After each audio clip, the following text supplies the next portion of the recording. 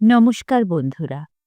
গল্প পাঠের আসরে আমার আজকের গল্প ইভানা আর ইলোরা।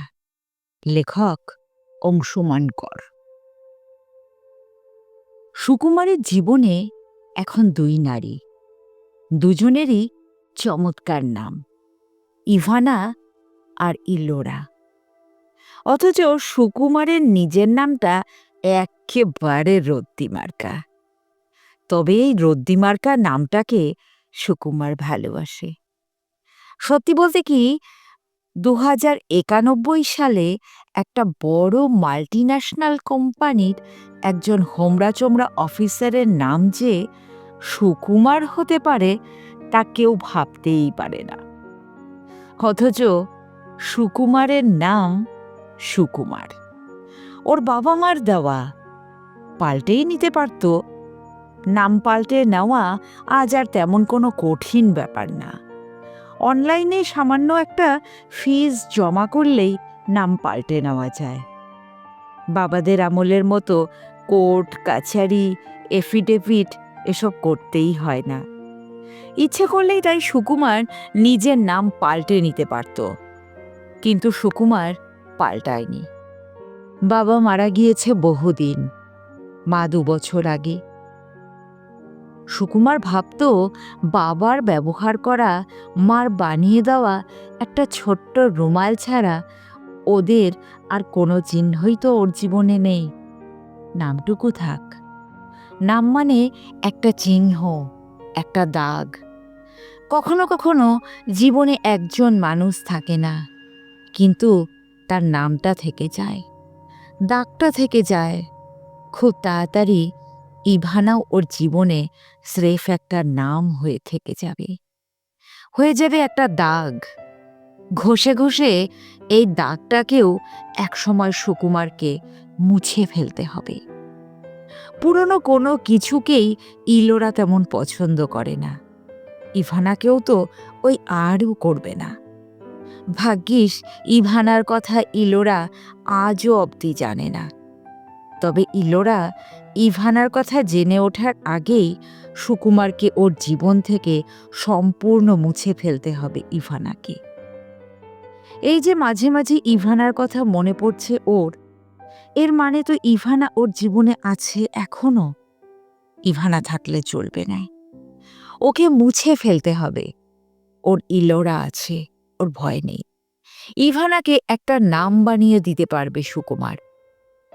পুরনো জিনিস চট করে ফেলে দিতে সুকুমারের একটি অসুবিধেই হয়। ওর প্রথম গাড়িটা বিক্রি করে দিয়ে নতুন গাড়িটা কেনার পর ১ মাস ও ভীষণ মুষড়ে ছিল। রাতে ঘুমোতে পারত না, স্বপ্নে গাড়িটাকে দেখত। গাড়িটা প্রথম কেনার পর ইনস্টাগ্রামে যে ছবি দিয়েছিল, সেই ছবি ঘুরে ফিরে দিনের মধ্যে অন্তত ১০০ বার দেখত। প্রথমে ঘুম উড়ে গিয়েছিল, তারপর খাওয়াও বন্ধ হয়ে গিয়েছিল একদম। খেতে ইচ্ছেই করতো না। শেষমেশ ডাক্তার দেখিয়ে ডিপ্রেশনের ওষুধ খেয়েছিল ৬ মাস। এরপর থেকে ও দীর্ঘদিন পুরনো জিনিস ফেলত না। বাবা মার যাওয়ার পরেও মা গ্রামের বাড়ি ছেড়ে শহরে আসেনি। ২০০০ স্কোয়ার ফিটের একটা বিশাল ফ্ল্যাটে দীর্ঘদিন ধরেই একা থাকে সুকুমার। মনে হয় একা থাকার কারণেই ওর এরকম একটা অভ্যেস তৈরি হয়ে গেছে। ইলোরা ওকে বলেছে যে এটা একটা রোগ, সেরে উঠতে হবে। বলেছে যে সুকুমার যেন একদম চিন্তা না করে। ইলোরা চলে এসেছে ওর জীবনে, ইলোরা ওকে সম্পূর্ণ সারিয়ে তুলবে। পুরনো জিনিসের প্রতি ভালোবাসা একটা রোগ ঠিকই। জীবন কত দ্রুত ছোটে এখন। যা কিছু নতুন এই পৃথিবীতে, তারই তো দাম। দাম প্রতিটি নতুন মুহূর্তের। বাবা মায়ের আমলের পুরনো সোশ্যাল মিডিয়াগুলোর মধ্যে তাই একমাত্র ইনস্টাগ্রামই আজও টিকে আছে। ফেসবুক নাম পাল্টে হয়ে গেছে ফাস্ট বুক। মানুষ এখন মুহূর্তে বাঁচে, 1 মাস পরেই একটা নতুন ফোনের মডেল চলে আসে। ওর কলিগরা তো সব নিয়ম করে মাসে মাসে ফোন বদলায়। ও আগে বদলাতে পারতো না। একটা ফোন কিনে বাবা মায়ের মতোই 4-5 বছর ধরে ব্যবহার করত। এখন আর করে না, আপডেটেড থাকে। ইলোরা ওকে আপডেটেড থাকতে শিখিয়ে দিয়েছে। গত মাসে দুটো ফোন কিনেছে সুকুমার। আজ ওর ইলোরার সাথে দেখা করবার দিন। সপ্তাহে নিয়ম করে 3 দিন ওরা দেখা করে একটা কফি শপে। মাঝে মাঝে সিনেমা দেখতে যায়, তবে সিনেমা হলের চেয়ে দেখার জন্য কফি শপই ঠিকঠাক জায়গা। এখনকার সমস্ত সিনেমাই তো শর্ট ফিল্ম। সবচেয়ে বেশি দীর্ঘ যে সিনেমা রিলিজ করে সেটা 30 মিনিটের। কফি শপে অন্তত ঘন্টা 2 বসে থাকা যায় আজও। আশ্চর্য এটাই যে প্রেমে পড়লে মানুষ আজও একটু বেশিক্ষণ একসঙ্গে থাকতে চায়। বিয়ের সাধারণত বয়স অবশ্য কমেছে। নতুন বিয়েগুলো কম বেশি বছর 5 টেকে এখন। প্রেম বড়জোর 6 মাস। ইলোরার সঙ্গে ও ঠিক 2 মাস আগে দেখা হয়েছে, আর 1 মাস পরে ওরা বিয়ে করবে। কফি শপে ঢুকে সুকুমার দেখল ইলোরা বসে আছে। বলল, তুমি ঠিক 3 মিনিট 2.5 সেকেন্ড লেট। সুকুমার হেসে বলল, মানে প্রায় 2 সেকেন্ড কমাতে পেরেছি। ইলোরা বলল, গুড, ভালো ইমপ্রুভমেন্ট হচ্ছে। তুমি আর কিছুদিনের মধ্যেই আমাদের অফিসের ইরাবানের মতো হয়ে যাবে, চিন্তা করো না। তা ঠিক। 1 মাস আগেও সুকুমার ভাবতেই পারত না যে ইভানাকে একটি দিনও না দেখেও থাকতে পারবে। গত 7 দিন ও ইভানাকে এক মুহূর্তের জন্যও দেখেনি। দেখার প্রশ্নই নেই। কিন্তু ও তো ভালোই আছে। ওকে সাইকিয়াট্রিস্টের কাছে যেতে হয়নি। মাঝে মাঝে শুধু ইভানার কথা মনে পড়েছে। মনে পড়েছে ইভানাকে প্রথম আদর করার কথা। মনে পড়েছে রোজ সকালে চা ওকে ইভানাই করে দিত। সন্ধেবেলা যখন অফিস থেকে ফিরত, ইভানাই দরজা খুলে দিত। ওর মনে হতো সারাদিন ধরে কেউ একজন অপেক্ষা করছে ওর জন্য বাড়িতে। ওর বেশ ভালোই লাগতো। এই ভালো লাগাটুকু কেমন একটা চিনচিনে ব্যথা ওর বুকের মধ্যে জন্ম দিচ্ছে। কিন্তু সেটা তেমন কোনো বড় বিষয় নয়। ও জানে ইলোরা ওকে যেভাবে আগলে আগলে রাখছে তাতে আর কিছুদিনের মধ্যেই এই চিনচিনে ব্যথাটাও থাকবে না। ও ইভানাকে সত্যিই একটা নাম বানিয়ে দিতে পারবে, স্রেফ একটা নাম। 2 দিন আগেই তো বাবা মার বানিয়ে দেওয়া নকশা কাটা রুমালটা ওর ডাস্টবিনে ফেলে দিতে পেরেছে। এত বছর তো ও রুমালটাকে রেখেছিল নিজের কাছে, ফেলে দিতে পারেনি। ওর লিভিং রুমে দেওয়ালের সঙ্গে পিন দিয়ে আটকিয়ে রেখেছিল। ইলোরার কথাতেই তো ও সেই রুমালটাকেও ডাস্টবিনে ফেলে দিতে পেরেছে। ও 2 দিন আগেই ইলোরা প্রথম গিয়েছিল ওর ফ্ল্যাটে। বিয়ে করার আগে ফ্ল্যাটটাকে একটু নতুন করে সাজিয়ে গুছিয়ে নিতে চায় ইলোরা। একজন ইন্টেরিয়ার ডেকোরেটরের সঙ্গে ইলোরা ওর ফ্ল্যাটে এসেছিল ফ্ল্যাটটার মেকওভার ঘটাবে বলে। ছবিতে ওর ফ্ল্যাটটাকে প্রথম দেখেই ইলোরা সুকুমারকে বলেছিল, তোমার ফ্ল্যাটটার একটা মেকওভার দরকার, একটা ফ্রেশ লুক। সেই ফ্রেশ লুক দিতেই ইলোরা এসেছিল সুকুমারের ফ্ল্যাটে। আর ওর প্রথমেই চোখ পড়েছিল ওই রুমালটার ওপরে। সাদা রুমালটায় হলুদ ছোপ ছোপ দাগ পড়ে গিয়েছিল অনেক দিন। ইলোরা বলেছিল, ইস, এই জিনিস কেউ বাড়িতে রাখে, ফেলে দাও ডাস্টবিনে। সুকুমার কিন্তু কিন্তু কিন্তু করে বলার চেষ্টা করেছিল, একটু রুমালটার অন্য একটা ব্যাপার আছে। এটা মায়ের বানিয়ে দেওয়া রুমাল। বাবা নিয়মিত অফিসে নিয়ে যেত। ইলোরা পাত্তাও দেয়নি। বলেছিল, তুমি একটা ইমোশনাল ফুল, এরকম করলে তুমি কোনোদিনও ইরাবানের মতো হতে পারবে না। এ কথা শুনে আর দ্বিধা করেনি সুকুমার। রুমালটা ডাস্টবিনে ছুঁড়ে ফেলে দিয়েছিল। ইরাবানকে আজও সামনাসামনি দেখেনি সুকুমার। ইলোরার ফোনে ইরাবানের ছবি দেখেছে। হ্যান্ডসাম, ক্লিন শেপড, ঝকঝকে চোখ। 6 মাস পর পর কোম্পানি বদলায়, স্যালারি ডবল হয়ে যায়। সুকুমার তো ইরাবানের মতোই হতে চায়। ইভানার খবর সুকুমার পেয়েছিল আরুষের মাধ্যমে। ওই যোগাযোগ করিয়ে দিয়েছিল। মা মারা গেছে তখন সদ্য। সে সময় অকারণেই সুকুমারের মন খারাপ করত। অফিসে যে দু একজনের সঙ্গে এখনো ব্যক্তিগত কথাবার্তা সুকুমার বলতে পারে, তাদেরই একজন আরুষ। আরুষই ওর উদাসীন মনমরা ভাব লক্ষ্য করে ইভানার খবরটা দিয়েছিল। বলেছিল যে সুকুমারের একজন সঙ্গী প্রয়োজন, ওর বিয়ে করে নেওয়া দরকার।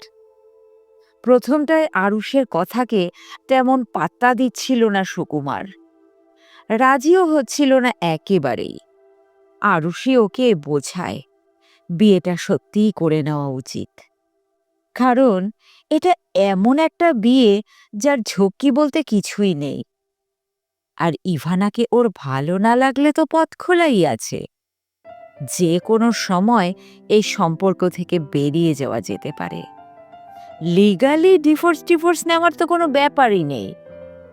নেট ঘেটে সুকুমার দেখেছিল যে আরুষ একেবারেই মিথ্যে কথা বলেনি।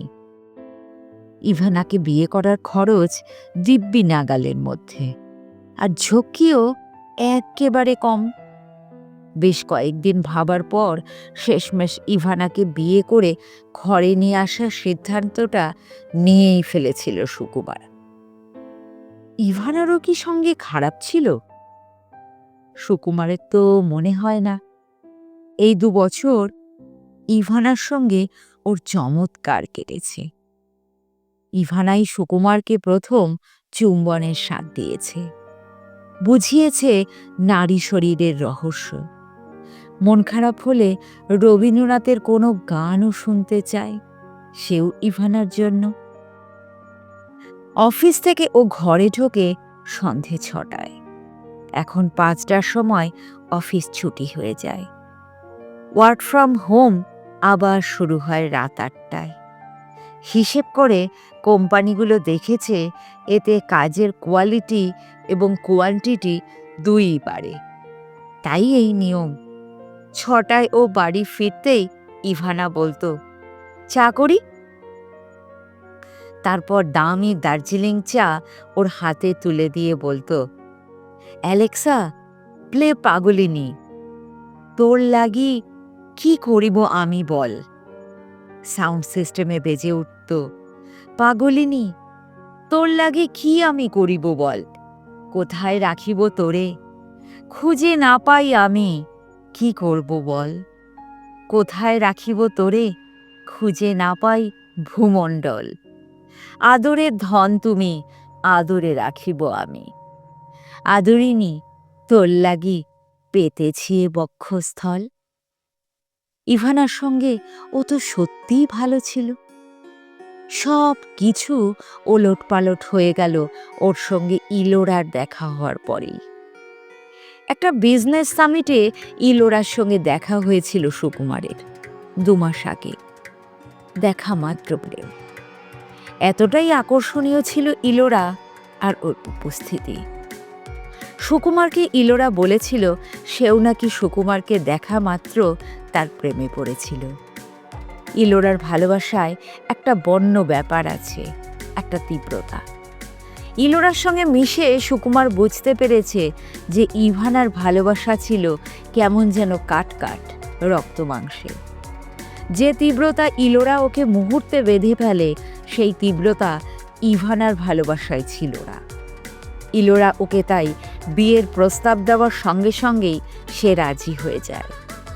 অবশ্য সুকুমার পরে ভেবেছে রাজি না হয়ে ওর কোনো উপায়ও ছিল না।